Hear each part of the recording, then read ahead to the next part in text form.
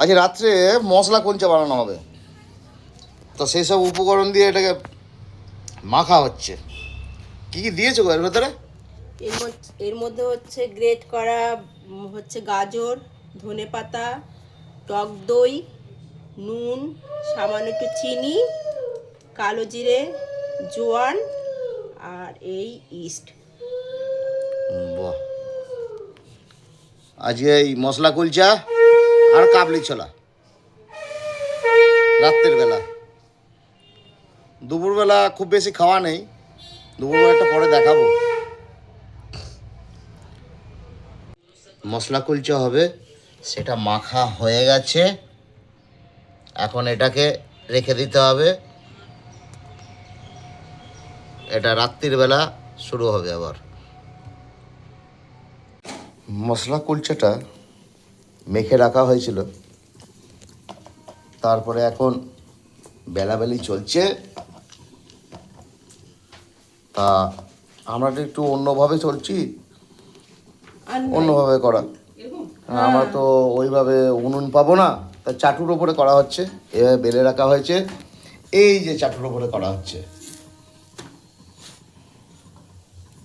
এইভাবে হচ্ছে। যত সামান্য তেল লাগছে, কারণ বেশি তেল দিলেই যে ভালো হবে তার তো কোনো কথা নেই।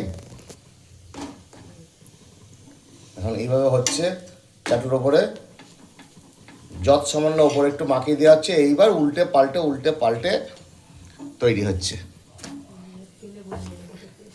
খাওয়ার পর টেস্ট বোঝা যাবে, তার আগে তো বোঝা যাবে না। অবশেষে সেই মশলা কুলচা ধরা পড়লো, হয়ে গেছে, বানানো হয়ে গেছে। এখানে কাবলি ছোলা আর নলেন গুড়ের পায়েস। এটা অবশ্য কাল বানানো হয়েছে পায়েসটা। এখন মশলা কুলচাটা কেমন হয় একটু খেয়ে দেখতে হবে, তারপরেই আপনাদেরকে বলতে পারবো এই কাবলি ছোলা দিয়ে মশলা কুলচাটা কেমন লাগছে।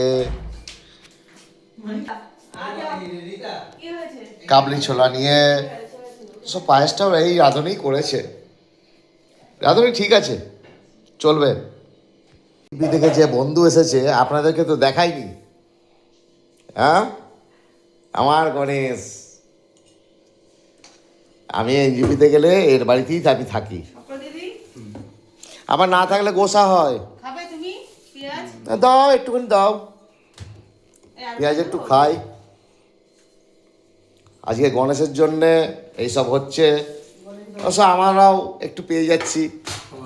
কেমন টেস্ট একটু দেখতে হবে পরে, মেয়েকে ক্যামেরাটা ধরাই, নাহলে তো বুঝতে পারবেন না।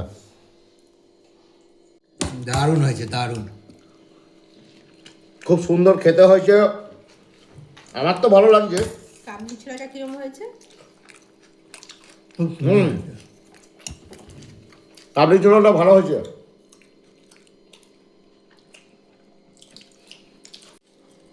গণেশ কেমন হয়েছে? খুব সুন্দর হয়েছে, হুম, খুব সুন্দর ভালো হয়েছে। হয়েছে। লাস্ট পায়েস দিয়ে খাচ্ছি। ভিডিওটা ভালো লাগলে লাইক শেয়ার কমেন্ট করবেন। এই পায়েস দিয়ে খাওয়াটাই মানে আজকে রাত্রের খাওয়া দাওয়াটা শেষ হবে।